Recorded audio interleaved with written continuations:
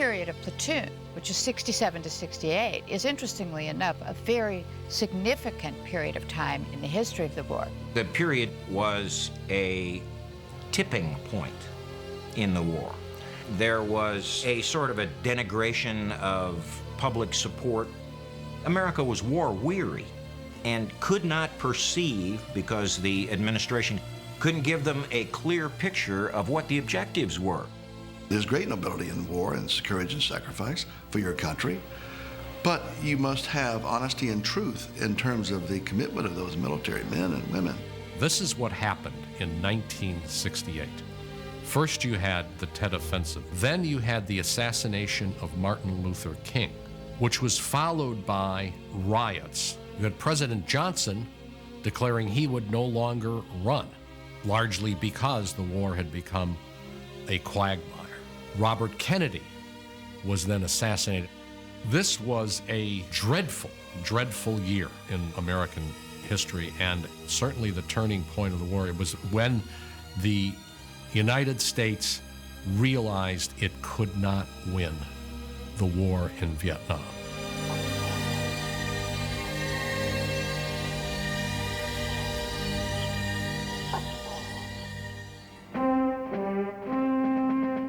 Hundreds of thousands of Russian soldiers swing through Red Square in the annual May Day parade under a bright, sunny sky. In talking about the political context of America's involvement in the Vietnam War, you have to first talk about the Cold War, the contest between the so-called free world of Western Europe and the United States and the communist world of the Soviet Union and China and its allies. The fear was that all of Southeast Asia would eventually fall to the communists, were South Vietnam to be conquered by Marxist North Vietnam.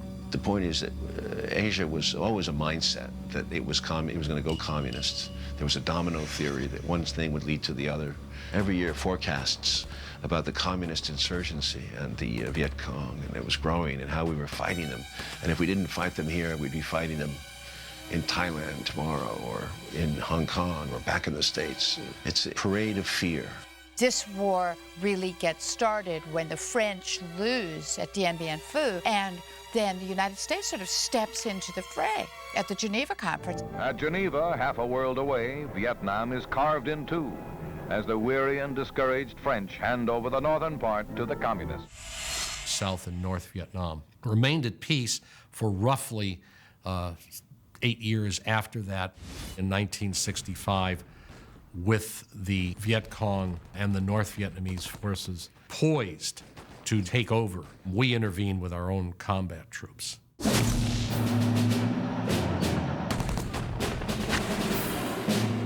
And it's also an undeclared war. I mean, from day one till the very end, it's an undeclared war. It's fought on the basis of a piece of paper, the Gulf of Tonkin Resolution, and it is not a declared war. In the end, what we had done was we had intervened in what amounted to what was a civil war between the north of Vietnam and the south of Vietnam.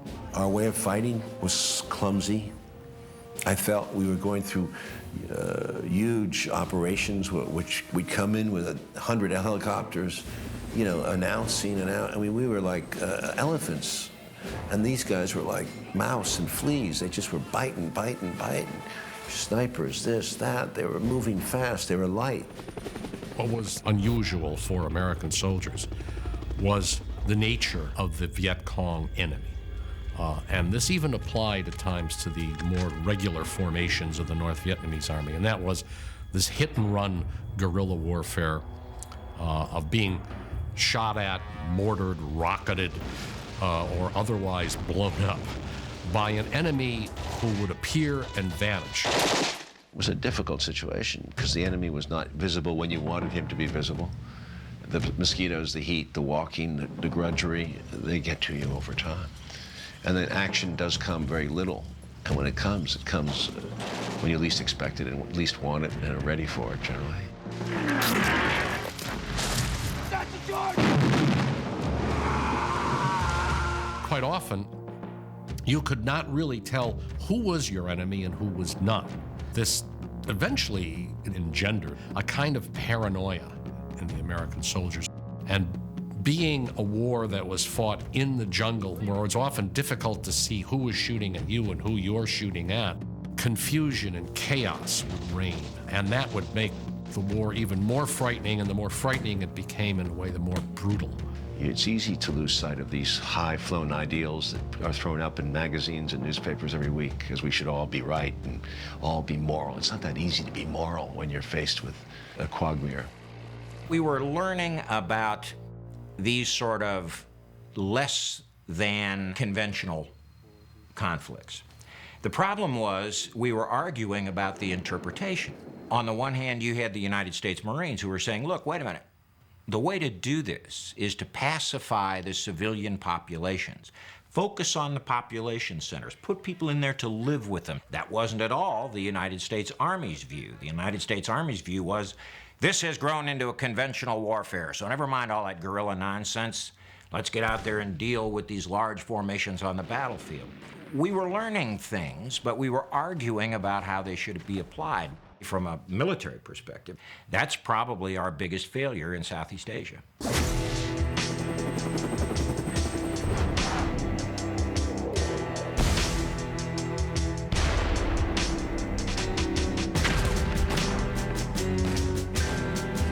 The Tet Offensive occurred during the Lunar New Year holiday in Vietnam, which is called Tet. It was an offensive that was staged by the Viet Cong forces within South Vietnam, as well as by North Vietnamese army divisions that had infiltrated into the South. The whole point of the Tet Offensive of January '68 was to cut Vietnam in half. If you took Saigon, you cut it in half. That was the head. And they came very close to taking it. So that's why they were feeding units into that Saigon area. The period of 1967 to 68 was really a period of build-up on the part of the North Vietnamese Army. An increasing instance of well-armed, well-equipped North Vietnamese Army units. It was clear that there was something going on, because they were moving troops all that 4 months down to, from the Parrot Speak in Cambodia down to Saigon. Our failure was that we didn't put two and two together and say, well, if we're seeing this escalation, what is it leading to? And then we might have had a little more warning about Tet, or we might have been a little wiser about Tet. We had plenty of warning. We just couldn't figure it out. From September on, they kept coming.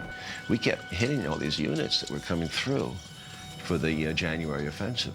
We saw prisoners, we took them, we saw their maps, we saw their huge amounts of stores. We sent all this on to Army intelligence, and of course, it didn't add up to an iota of doing any good, because the intelligence people didn't know it was coming, they say. I don't know how they didn't, because there was so much activity.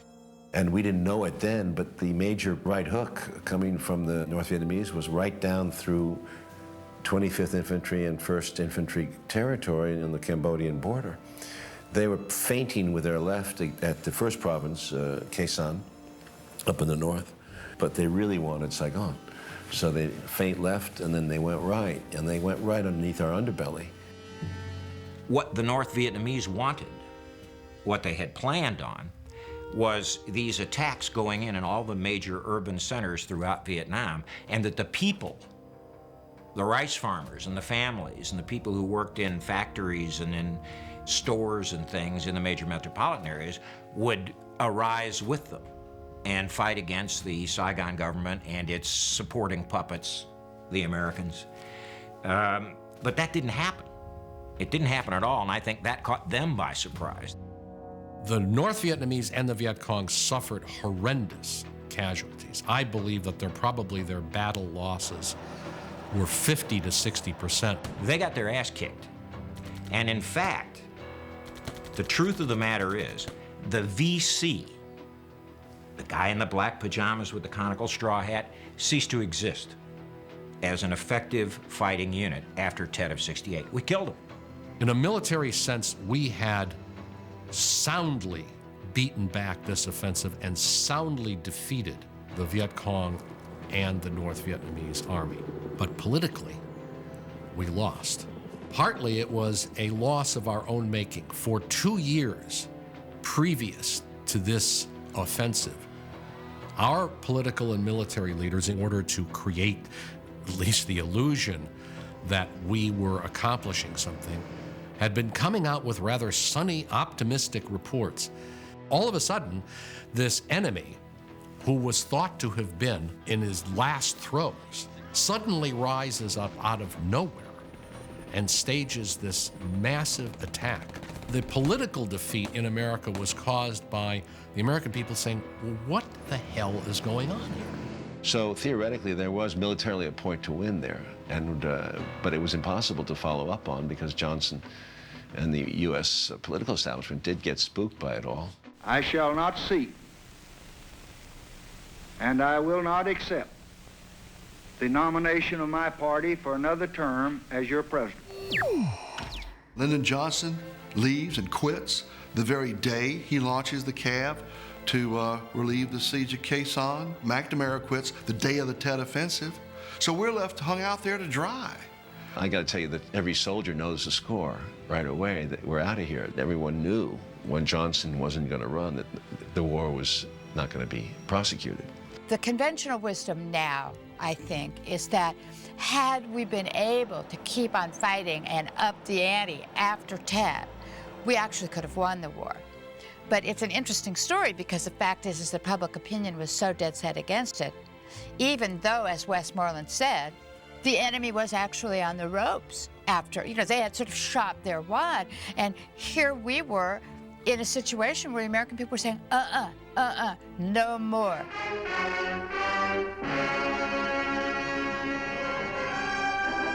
Thousands of demonstrators opposed to the Vietnam War assembled in the nation's capital for a mass protest. By the time you get to the Tet Offensive, that opinion against the war has ossified. And it isn't hippies and counterculturists only that are doing this, but, rabbis and doctors and teachers and lawyers, people from Yale and people from Harvard are all there.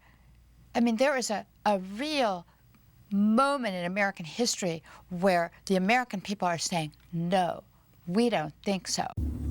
The cost of the battle: 1 Marine dead, 8 wounded. You can't discount the influence of the media in the Tet Offensive because it could broadcast images right from the battlefront in the American home within 48 hours. For the first time, you were getting reports virtually live from the battlefield, replete with bloody, gory pictures. That's a new experience. Here's your pork chop, Marge, and there's 4 or 5 dead bodies with their guts blown out. How you feel about that, Pally?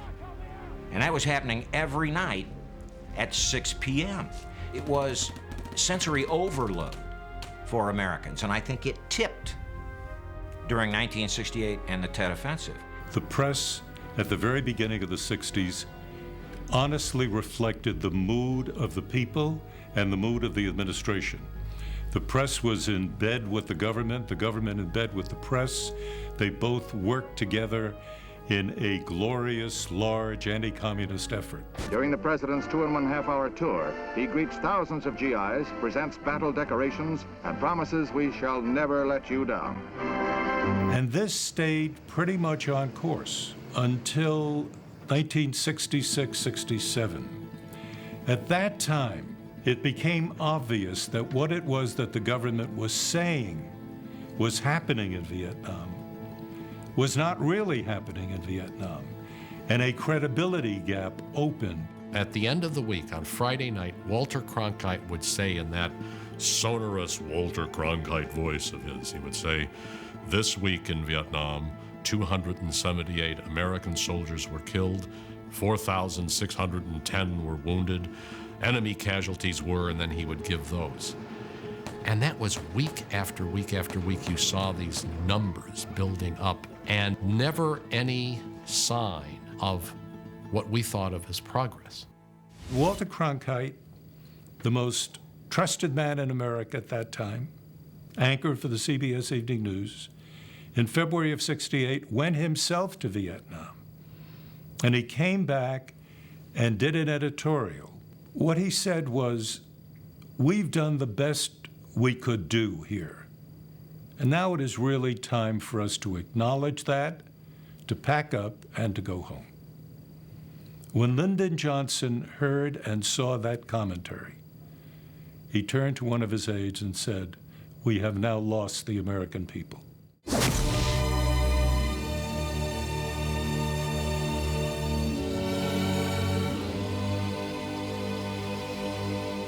The struggle between Barnes and Elias is a struggle between two Americas, and we are still having this struggle. We're having this struggle as I speak. These are the two prongs, in a way, of liberal consensus that come out of the Cold War. Is on the one hand, you have a need to have social justice and have a perfect society, a great society. On the other hand, you have a need to combat communism around the world. These are the two imperatives of an American president in this period. He's the go-to guy, and those are the things he's expected to take care of. What happens in Vietnam is they crash. They come together. He cannot meet both demands. This is the tragedy of Lyndon B. Johnson. Lyndon Johnson used to refer to the Great Society as "my beautiful lady," and he used to refer to the Vietnam War as "that ugly bitch." And he knew that the bitch had taken him to the cleaners. When your president refuses to run on a war that he's mostly escalated, you have a loss of political will. I met General Vo Nguyen Giap, who was the defense minister of North Vietnam. I met him in 1990. I said, not to insult your own army or anything. I says, but we really did pretty much beat you in every major engagement. He says, yes, I know. And he says, and in the end, it didn't make any difference. Giap was prepared to carry on that war for 100 years. Well, he knew that we could not carry on that conflict for 100 years, or even 20. And that was the reason why we lost the war. We simply could not deliver the final killing blow to the enemy. If there's no real rationale for commitment, or if there's no strategy to win or a strategy to get out, then you've just committed your American military falsely, and that's immoral. And so, in so many ways, the Vietnam War taught us that, and we should have learned that lesson. It's an amazing thing to me how Vietnam has never left our being as a people. It had an enormous impact on us all. And I hope that young people who did not live through it will try to learn from the Vietnam War what it is that this country can do, but also what it is that this country cannot do. We cannot believe that we can accomplish everything.